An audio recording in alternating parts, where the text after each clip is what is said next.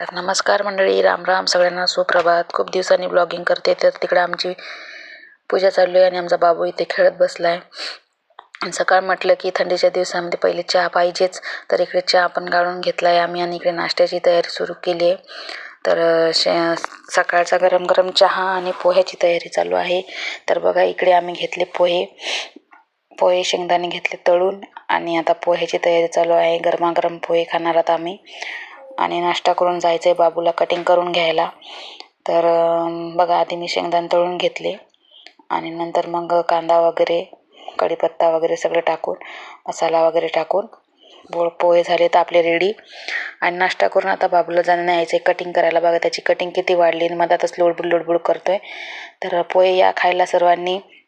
आता जायचं आहे आम्हाला ना कटिंग करायला.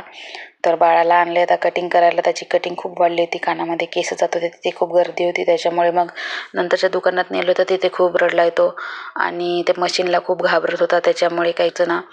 तर घरी आल्याच्या नंतर त्याला आंघोळ वगैरे घातली आणि खाऊ पिऊ घातलं आणि आम्ही पण रात्रीचं होतं तेच खाऊन घेतलं आणि आराम केला आहे. त्याच्यानंतर आराम झाला, त्याचं झोपूनच राहिलो आम्ही संध्याकाळपर्यंत. मग त्याच्यानंतर थोडे व्हिडिओ वगैरे बनवले आणि मग स्वयंपाकाला तयारी केली संध्याकाळची. कारण नाईट शिफ्ट असली की आम्हाला खूप गडबड होते.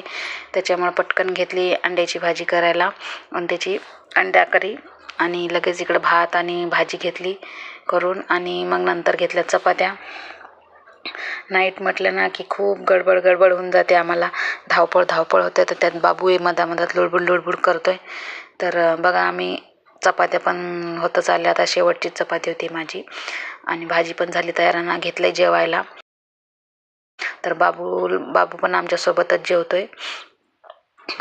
असं काही नाही, तो तिखट वगैरे सगळं खातोय. तर बघा, घेतलंय आम्ही जेवायला आणि आता जेवण करून लगेच ते जाणार आहे कंपनीत, त्यांचे नाईट शिफ्ट.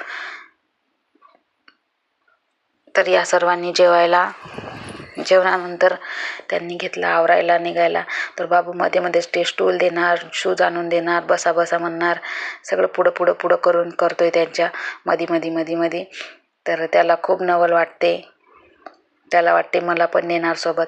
मधा त्यांना स्टूल आणून देतोय, त्यांना शूज आणून देतोय, सॉक्स काढून देतोय, घाला म्हणतोय, जा म्हणतो.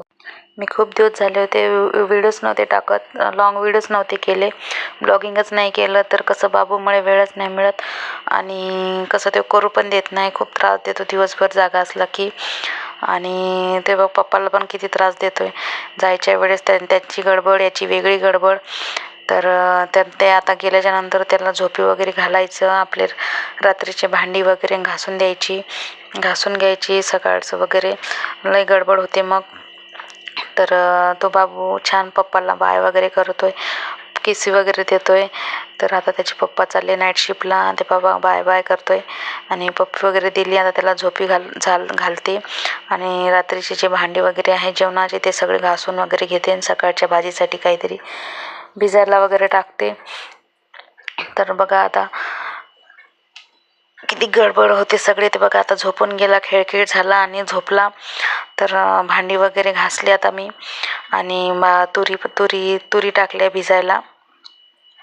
तर भांडी वगैरे घासून घेतली म्हणजे सकाळी तेवढी गडबड काही होत नाही. तर बाबू आता मस्तपैकी झोपलाय. तर ठीक आहे, सगळ्यांना बाय. आम्ही